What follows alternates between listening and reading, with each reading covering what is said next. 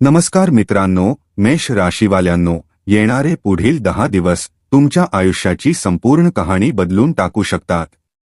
कारण ब्रह्मांडात ग्रहांची अशी हालचाल सुरू झाली आहे जी तुमच्या जीवनात मोठी उलथापालथ घडवू शकते. तुमच्या आयुष्याचा एक नवीन अध्याय सुरू होण्याची शक्यता निर्माण झाली आहे. जर तुम्हाला असे वाटत असेल की जून महिन्याचा शेवट अगदी सामान्य पद्धतीने होईल, तर तुम्ही मोठी चूक करत आहात. आजच्या या व्हिडिओमध्ये तुम्हाला कळेल की जून महिना संपताना तुम्हाला काय देऊन जाणार आहे किंवा तुमच्याकडून काय घेऊन जाणार आहे. आजचा हा व्हिडिओ पूर्णपणे ग्रहस्थिती आणि ग्रहांच्या रचनेच्या आधारावर तयार करण्यात आला आहे. सध्या ग्रहांची मांडणी खूप सकारात्मक दिसत आहे. मात्र 3 ते 4 अदृश्य आव्हाने अशी आहेत ज्याबाबत तुम्हाला सावध राहणे आवश्यक आहे. कोणती गोष्ट करावी आणि कोणती करू नये हे समजून घेणे अत्यंत महत्त्वाचे आहे. कारण जर आपण जून महिन्याचा शेवट योग्य प्रकारे हाताळला, काही आवश्यक तयारी केली, तर येणारा जुलै महिना तुमच्यासाठी खूपच चांगला ठरू शकतो. त्याची सुरुवात आनंददायी आणि सकारात्मक होऊ शकते. म्हणूनच आजच्या या व्हिडिओमध्ये आपण जाणून घेणार आहोत की पुढील 10 दिवसांत तुमच्या जीवनात कोणत्या चांगल्या घटना घडू शकतात. जून महिना संपताना तुम्हाला आनंदाचे कोणते वरदान मिळणार आहे किंवा कोणता संघर्ष अजूनही सुरू राहणार आहे. कारण अनेक दिवसांपासून तुमच्या मनात एक निराशा आहे की मी इतकी मेहनत करतो पण मला माझ्या मेहनतीचे अपेक्षित फळ मिळत नाही. मी जितकी मेहनत करतो त्याच्या तुलनेत परतावा खूपच कमी मिळतो. यासोबतच घरातील लोकही माझ्यावर संशय घेतात. माझ्या क्षमतेवर विश्वास ठेवत नाहीत. रात्रंदिवस मेहनत करूनही बचतीच्या नावावर माझ्याकडे काहीच शिल्लक राहत नाही. मग आयुष्यात चांगला काळ नेमका कधी येणार? हाच प्रश्न प्रत्येकाच्या मनात आहे. मात्र आजचा हा व्हिडिओ तुमच्या सर्व चिंतांचा अंत करू शकतो. तुमच्या प्रत्येक प्रश्नाचे उत्तर तुम्ही न विचारताही या व्हिडिओमध्ये मिळणार आहे. त्यामुळे हा व्हिडिओ शेवटपर्यंत नक्की पहा. तुमचे कामही यामुळे मार्गी लागू शकते. पण जर तुम्ही हा व्हिडिओ दुर्लक्षित केला किंवा अर्धवट सोडला, तर ती तुमच्या आयुष्यातील मोठी चूक ठरू शकते. कारण पुढील 10 दिवसांबाबत आम्ही तुम्हाला 3 मोठ्या आनंदाच्या बातम्या आणि 2 महत्त्वाच्या चेतावण्या सांगणार आहोत.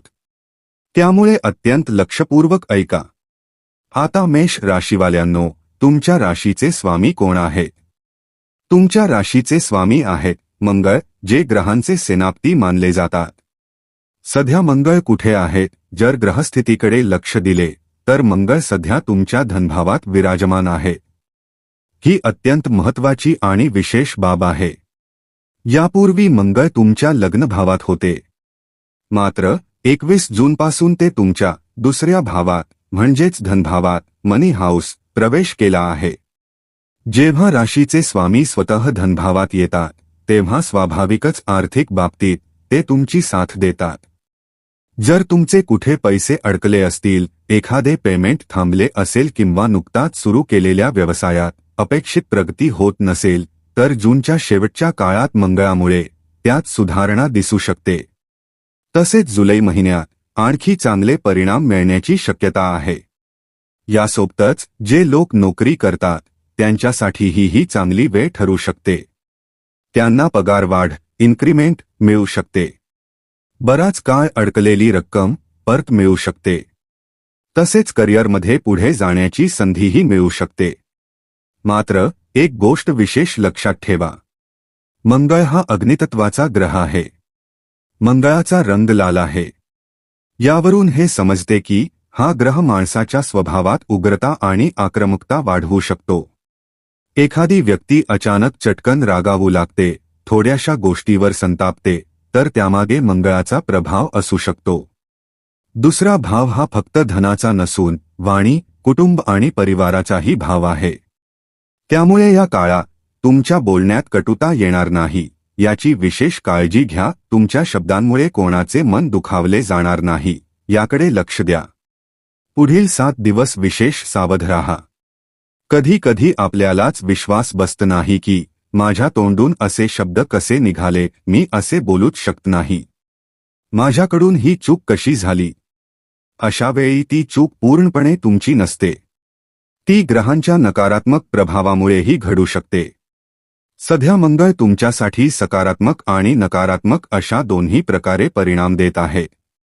सकारात्मक परिणाम म्हणजे आर्थिकदृष्ट्या तुम्हाला मजबूत करणे, अडकलेला पैसा मिळवून देणे. नकारात्मक परिणाम म्हणजे तुमच्या बोलण्यात कटुता निर्माण होणे. त्यामुळे तुमच्या तोंडून असे काही शब्द बाहेर पडू शकतात ज्यामुळे समाजात तुमची प्रतिमा खराब होऊ शकते. कुटुंबात वाद होऊ शकतात. एखाद्या व्यक्तीला तुमचे बोलणे मनाला लागेल. वैवाहिक जीवनातही मतभेद निर्माण होऊ शकतात. म्हणून तुमच्या वाणीवर नियंत्रण ठेवा. कारण वाणी हे असे शस्त्र आहे जे तुमची कामे घडवूही शकते आणि बिघडवूही शकते. आता दुसरी आनंदाची बातमी जी तुमच्या भाग्यात लिहिलेली आहे आणि जी तुमच्या चेहऱ्यावर हसू आणू शकते, ती लक्षपूर्वक समजून घ्या. मेष राशीवाल्यांनो, तुमचा चतुर्थ भाव, ज्याला सुख, संपत्ती, जमीन, घर आणि वाहनांचा भाव मानले जाते, त्या चतुर्थ भावात सध्या 3 ग्रहांचा दुर्मिळ संगम झाला आहे. असा योग वारंवार होत नाही. खूप कालावधीनंतर असा योग निर्माण होतो. त्यामुळे या संधीचा लाभ घेतला तर आत्ताच योग्य वेळ आहे. अन्यथा ही संधी हातातून निघून जाऊ शकते. सध्या या चतुर्थ भावात देवगुरु बृहस्पती, गुरु, शुक्र, व्हीनस आणि बुध, मर्करी हे 3 ग्रह उपस्थित आहेत. 2 जून रोजी देवगुरु बृहस्पती यांनी या भावात प्रवेश केला होता. 8 जून रोजी शुक्र या भावात प्रवेशले आणि 22 जून रोजी बुध येथे आले. आता या तिन्ही ग्रहांची ऊर्जा एकत्र आल्यामुळे जर तुम्ही अनेक दिवसांपासून तुमच्या घरात काही बदल करण्याचा, घराचे नूतनीकरण, रेनोव्हेशन करण्याचा किंवा घराची सजावट अधिक आकर्षक बनवण्याचा विचार करत असाल तर तो आता पूर्ण होऊ शकतो. यासोबतच हा भाव गुंतवणूक आणि मालमत्तेशीही संबंधित आहे. बुध हा बुद्धिमत्ता, योग्य निर्णय क्षमता आणि विवेक प्रदान करणारा ग्रह आहे. त्यामुळे बुध तुम्हाला अशी क्षमता देऊ शकतो की तुम्ही स्वतःच्या बुद्धीच्या जोरावर केलेल्या गुंतवणुकीतून चांगला नफा मिळवू शकता. म्हणजेच जून महिन्याचा शेवट आणि पुढील 10 दिवसांत तुम्ही केलेल्या गुंतवणुकीतून भविष्यात चांगला परतावा मिळण्याची शक्यता आहे.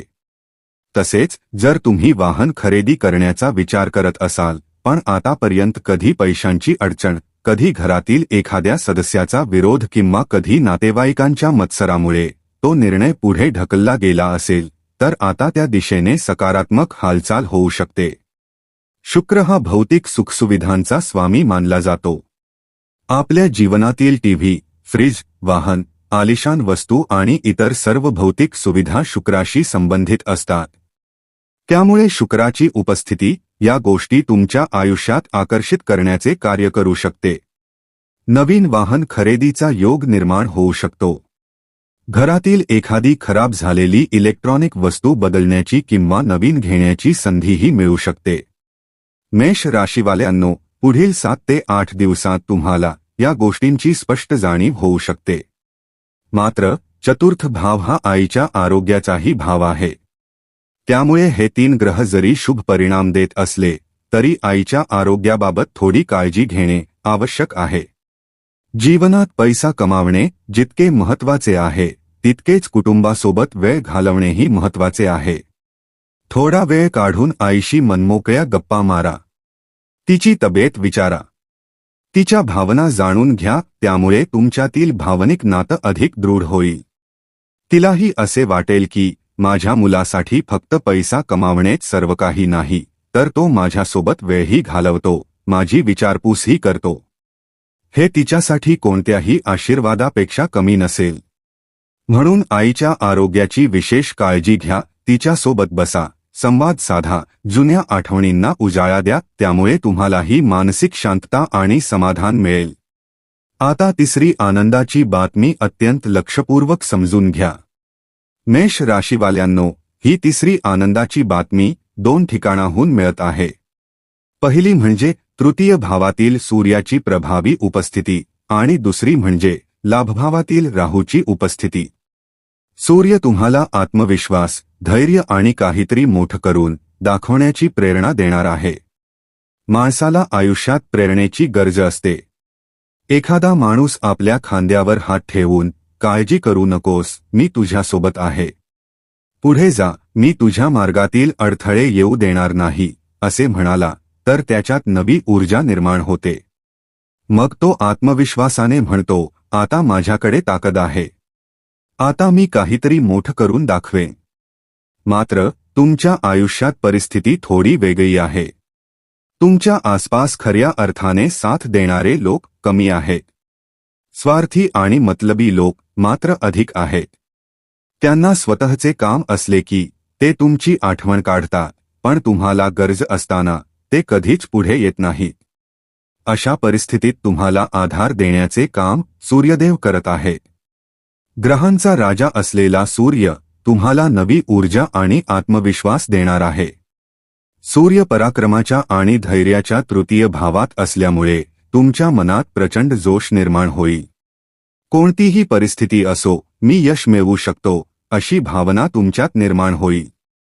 मात्र येथे एक महत्त्वाची सावधगिरी बाळगावी लागेल.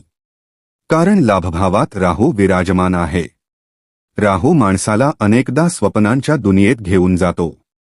एक दिवस मी मोठा अधिकारी बनेन, माझा मोठा व्यवसाय असेल, आलिशान घर असेल, मोठी गाडी असेल, अशी अनेक स्वप्ने तो दाखवतो.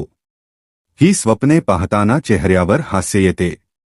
पण जेव्हा वास्तव समोर येते तेव्हा माणूस निराश होतो आणि विचार करतो, हे सर्व कधी होणार? राहूचे हेच कार्य आहे. तो रातोरात श्रीमंत होण्याची स्वप्ने दाखवतो. त्यामुळे काही लोक आपल्या मेहनतीचे पैसे शेअर मार्केटमध्ये, जुगारात, सट्ट्यात किंवा चुकीच्या मार्गावर गुंतवण्याचा मोह करतात. मात्र अशा मार्गांनी अपेक्षित लाभ मिळेलच असे नाही. कारण स्वप्नांची दुनिया आणि वास्तव यात मोठा फरक असतो. म्हणून आता तुम्ही विशेष काळजी घ्या. लाभ व्यवसायातून मिळो, नोकरीतून मिळो, घरातून चालणाऱ्या कामातून मिळो किंवा कौटुंबिक व्यवसायातून मिळो, पण मी लवकरात लवकर श्रीमंत कसा होईन या विचारात अडकू नका.